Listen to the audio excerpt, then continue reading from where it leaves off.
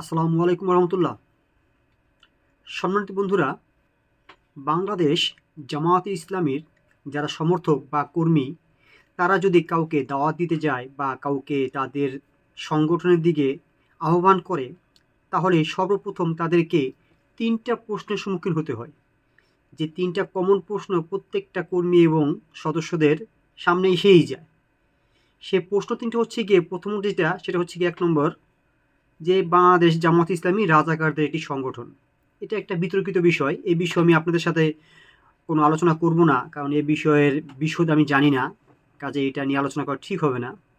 দ্বিতীয় যে বিষয় সেটা হচ্ছে গিয়ে, বাংলাদেশ জামাত ইসলামীর প্রত্যেকটা কর্মীকে এই কমন প্রশ্নটা শুনতে হয় যে এটা একটা রক কাটা গ্রুপ। বাংলাদেশ জামাত ইসলামী বা শিবির, তারা রক কাটা গ্রুপ। কিন্তু মজার বিষয় কি জানেন? এই বিষয়টা একদম সম্পূর্ণ একটা বানোয়াট। আমি আমার পরিচিত যতজন আছে, আত্মীয় স্বজন, দূরের কাছের বন্ধু বান্ধব, যতজনকে জিজ্ঞাসা করেছি, তারা কেউ কখনো বলতেই পারেনি যে আসলে বাস্তবতায় কি এটা সত্যিই কি কাউকে রক কেটেছে। কেউ কোনো প্রমাণ দিতে পারেনি যে তার কোনো দূরের আত্মীয় বা কেউ কোনো একজন বন্ধুর বা বন্ধুর বন্ধুর কারো রক কেটেছে জামাত বা শিবির। এটা সম্পূর্ণ একটা মিথ্যে বানোয়াট কিচ্ছা কাহিনী। বিষয়টা কেমন জানেন? বিষয়টা হচ্ছে কি সেই ঘোড়ার ডিমের মতন। বিষয়টা আর কি গল্পে আছে কিন্তু বাস্তবে নেই। একটি প্রমাণও কেউ আজ পর্যন্ত দিতে পারেনি। যদি আপনাদের কোনো জানা থাকে, তথ্য প্রমাণ সহকারে আমাদের কাছে পাঠাবেন, কমেন্টে লিখে দিবেন। আমি অবশ্যই সেই বিষয়টা যাচাই বাছাই করে প্রচার করার চেষ্টা করব ইনশাআল্লাহ। ৩ নম্বর যে প্রশ্নটা সেটা হচ্ছে গিয়ে, কিন্তু জামাতের সাথে আমাদের মিল নাই কেন? জামাতের সাথে আমাদের ইখতিলাফ, আমাদের মতৈক্য আমুলি না। তোমাকে মনে রাখতে হবে, আমুলি ইখতিলাফ জামাতের সাথে না। আমাদের জামাতের সাথে শিবিরের সাথে আমাদের ইখতিলাফ মতৈক্য হলো আকীদা।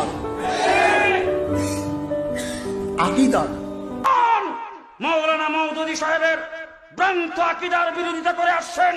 ঠিক ধরেছেন, আকিদা। আর কি অনেক আলেম ওলামারও এই প্রশ্নটাই করে যে জামাতের আকিদা ভালো না। আসলে আকিদা বিষয়টা কি? অনেকে হয়তো জেনে থাকবেন যে আকিদা হচ্ছে গিয়ে একটা আরবি শব্দ। আকিদা অর্থ বিশ্বাস। অনেকেই জানেন বা অনেকে জানে না, যে জানেন না, যেই কারণে আসলে বলা যে আকিদা শব্দের অর্থ হচ্ছে গিয়ে বিশ্বাস। তা আসলে জামাতের আকিদা কি? এটা একটা কমন প্রশ্ন যে জামাতের আকিদা কি। অনেক বড় বড় আলেমরা বলেছেন আসলে জামাতের আকিদা ভালো না, সেই কারণে অনেক তারা জামাতকে পছন্দ করে না বা কন্ট্রিবিউট করে না। একটা যে কোনো একটা সংগঠনের আকিদা বা বিশ্বাস তৈরি হয় তাদের একটা গঠনতন্ত্র থেকে। প্রত্যেকটা যত বড় বড় দল আছে বা ইসলামী গোষ্ঠী আছে, তাদের কিন্তু একটা গঠনতন্ত্র আছে।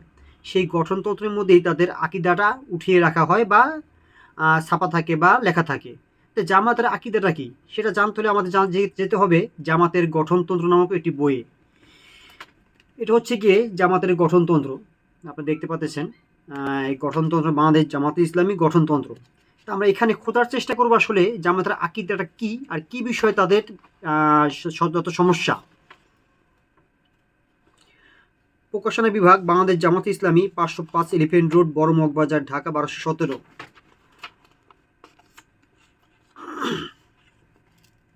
প্রকাশক মিয়া গোলাম পরোয়ার, সেক্রেটারি জেনারেল, বাংলাদেশ জামাত ইসলামী। প্রথম প্রকাশ ১৯৮০ সালে। তো ১৯৮০ সাল থেকে এ পর্যন্ত এসেছে এটা। ২২তম সংশোধনী সেপ্টেম্বর ২০১৯, ১২৬তম মুদ্রণ অক্টোবর ২০২৪, আশ্বিন ১৪৩১, রবিউসানি ১৪৪৬, ৩০ টাকা মাত্র। তো আমরা যদি এখানে একটু সূচিপত্রের দিকে তাকাই, প্রথম অধ্যায় হচ্ছে গিয়ে নাম এবং কেন্দ্রীয় দপ্তর, আর দ্বিতীয় যে অধ্যায়টা আছে সেখানে আছে ইমান ও আকিদা। তা আমরা সেই আজকে যেই আলোচ্য বিষয় সেটা নিয়ে একটু আলোচনা করবো। আমরা ইমান ও আকিদা, চলুন আমরা ৮ নম্বর পৃষ্ঠায় ঘুরে আসি।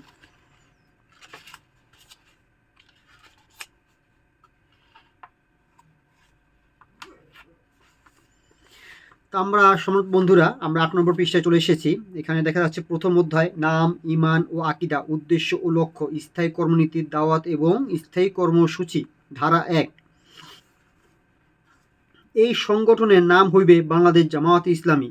ইহার কেন্দ্রীয় দপ্তর বাংলাদেশের রাজধানী ঢাকায় অবস্থিত। এটা আসলে আকিদার বিষয় না, আকিদা তারপরই আসতেছে। ধারা ২, ইমান ও আকিদা। একটু সবাই খেয়াল করে শুনবেন।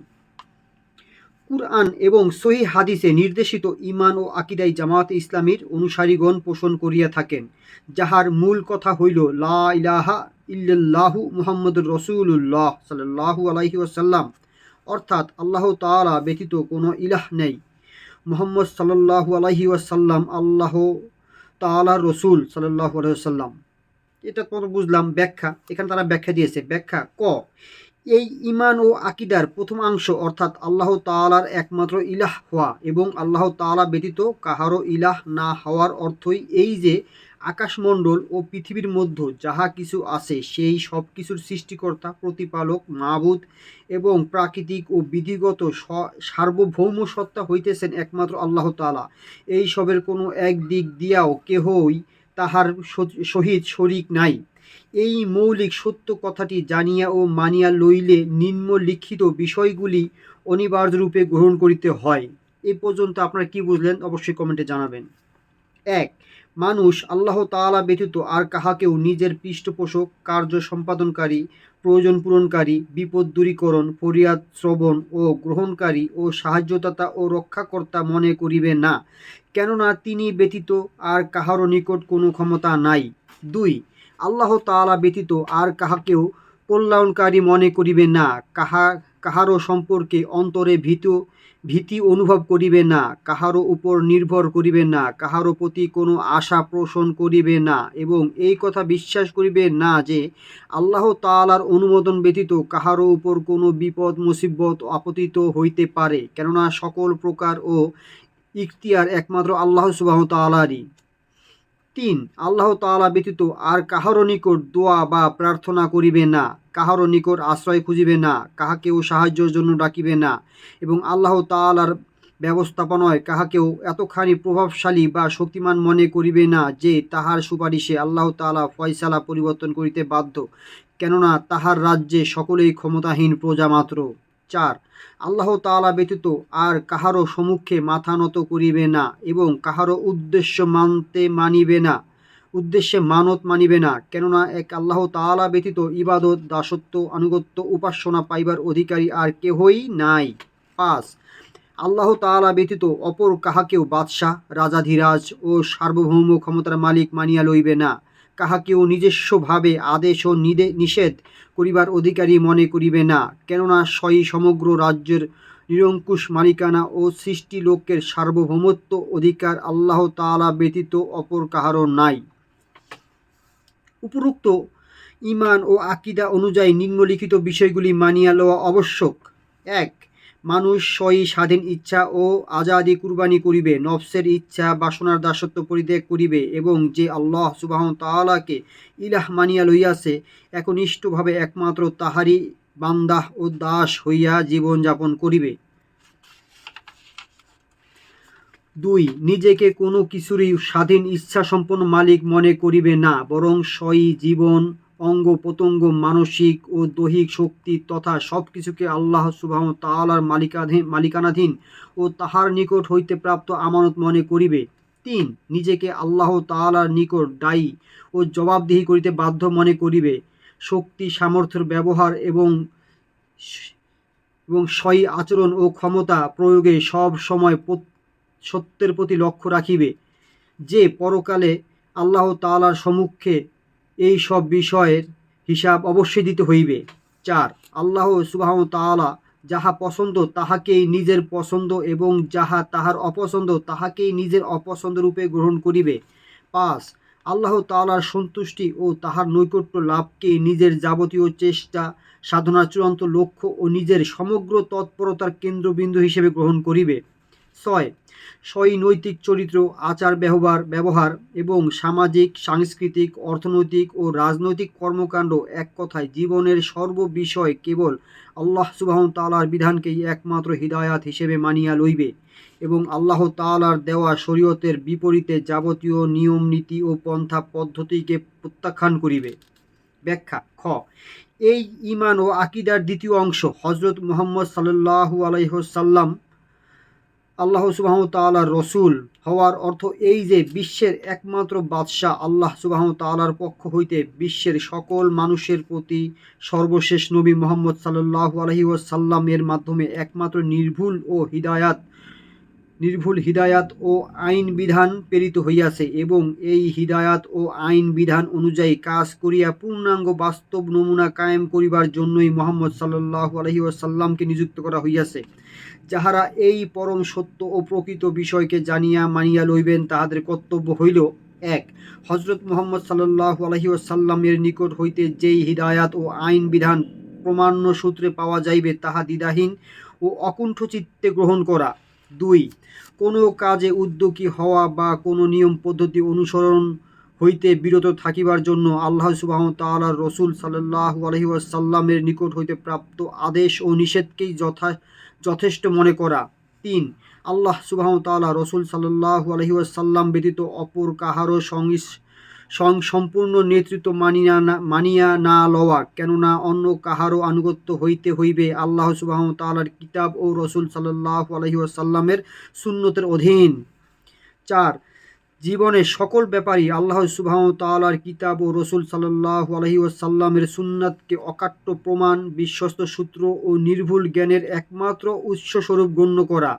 যেই সব ধারণা, খেয়াল, বিশ্বাস কিংবা নিয়ম নীতি ও পন্থা কুরআন ও সুন্নাহর বিপরীত তাহা পরিত্যাগ করা এবং কোনো সমস্যার সমাধান প্রয়োজন হইলে তাহার জন্য হিদায়াত লাভের উদ্দেশ্যে এই উৎসের দিকেই ধাবিত হওয়া। ৫.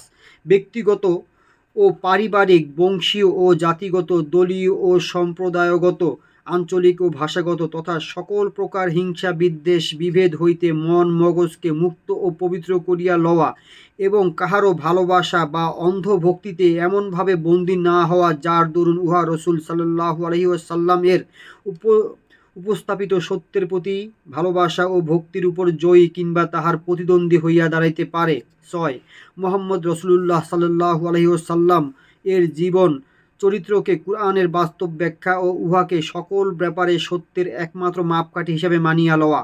আল্লাহ সুবহানাহু ওয়া তাআলা রাসূল সাল্লাল্লাহু আলাইহি ওয়াসাল্লাম ব্যতীত আর কাহাকেও ভুলের ঊর্ধ্বে মনে না করা, কাহারও অন্ধ গোলামিতে নিমজ্জিত না হওয়া এবং প্রত্যেককে আল্লাহ সুবহানাহু ওয়া তাআলার দেওয়া এই মাপকাঠিতে যাচাই ও পরখ করিয়া যাহার যাই মর্যাদা হইবে তাহাকে সেই মর্যাদা দেওয়া।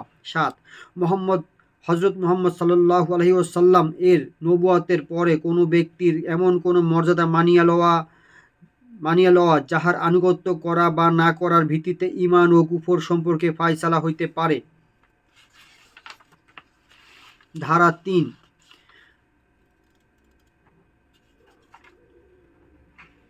তাহলে এই পর্যন্তই সম্মানিত বন্ধুরা, আপনারা দেখতে পাচ্ছেন হচ্ছে গিয়া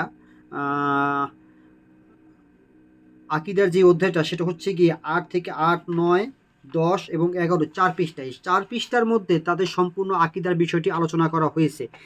আমি যতটুকু পড়তে পারলাম বা বুঝলাম, এখানে তো আসলে ভ্রান্ত কোনো ধারণা তারা উপস্থাপন করেনি বা তারা বলেওনি। তাহলে বড় বড় আলেমরা যেই বিষয়গুলো আসলে বলে যে তাদের আকিদা ভ্রান্ত বা বানোয়াট বা ভুলে ভরা, সেই বিষয়গুলো এখানে আমাদের কোনো বোধগম্যে আসলো না বা বুঝলামও না। এখন আপনারা কতটুকু বুঝেছেন সেটা আপনাদের ব্যাপার। যদি এর বাইরে কোনো কিছু আপনারা জেনে থাকেন তাহলে অবশ্যই কমেন্টে আমাদেরকে জানাবেন এবং রেফারেন্স সহকারে জানাবেন। আমি খুঁজে দেখার চেষ্টা করব আসলে সত্যি কি এখানে ভুল আছে। এইটা শোনার পরে আপনাদের কি মনে হলো অবশ্যই আপনারা নিজেরা এই বইটা পড়ে দেখবেন যাতে আপনারা আরও ভালোভাবে বুঝতে পারেন। কারণ আসলে আমি বললাম সেটা আপনারা অনেকে বিশ্বাস নাও করতে পারেন। সেই কারণে আপনাদের সবাইকে অনুরোধ, কোনো কিছু জানার আগে বা কোনো কিছু ধারণা পোষণ করার আগে অবশ্যই মেন সোর্সগুলো যাচাই করার জন্য। এই মেন সোর্স যেহেতু এখানে আছে, এখানে লুকোচুরির কিছু নেই। অবশ্যই আপনাদের সবাইকে অনুরোধ করব যারা এই ভ্রান্ত ধারণার মধ্যে আছেন যে এই গঠনতন্ত্র বইটার অন্ততপক্ষে ৮, ৯, ১০, ১১ ৪টা পৃষ্ঠা পড়ে তারপরে ডিসিশন নেবেন যে আসলেই কি তারা ভ্রান্ত আকিদার মধ্যে বা বিশ্বাসের মধ্যে আছে না কি। এই বিষয়টাকে আসলে আপনাদের জানাতে চাই, যে সত্যটা জানাতে চাই, সেই বিষয়টা আপনাদের উপরে ছেড়ে দিলাম। যদি আপনারা এর বাইরেও কেউ কিছু জেনে থাকেন অবশ্যই আমাকে কমেন্টে লিখে জানাবেন, আমি সেটা অবশ্যই পড়ে সবাইকে শোনাবো এবং সেটাও খুঁজে দেখার চেষ্টা করব। তাহলে সম্মানিত বন্ধুরা, আজকে আর এই পর্বটা বড় করব না, আজকে এই পর্যন্তই। যদি আমার এই অনুষ্ঠানটি আপনাদের ভালো লেগে থাকে অবশ্যই যারা আমার ইউটিউব চ্যানেলে নতুন দেখতেছেন অবশ্যই সাবস্ক্রাইব করে দেবেন এবং একটি লাইক দিয়ে যাবেন, এবং যারা আমার ফেসবুক পেজটি দেখতেছেন অবশ্যই একটি লাইক এবং শেয়ার করে যাবেন, এবং যারা এখনও আনফলোয়ার আছেন অবশ্যই ফলো করে দেবেন এবং এই বিষয়গুলো বেশি বেশি শেয়ার করে অন্যকে দেখার সুযোগ করে দেবেন। তাহলে সম্মানিত বন্ধুরা, আজকে এই পর্যন্তই। সবাই ভালো থাকবেন এবং সুস্থ থাকবেন। আগামীতে নতুন আরেকটি পর্ব নিয়ে আমি আপনাদের সামনে এসে পড়বো ইনশাআল্লাহ।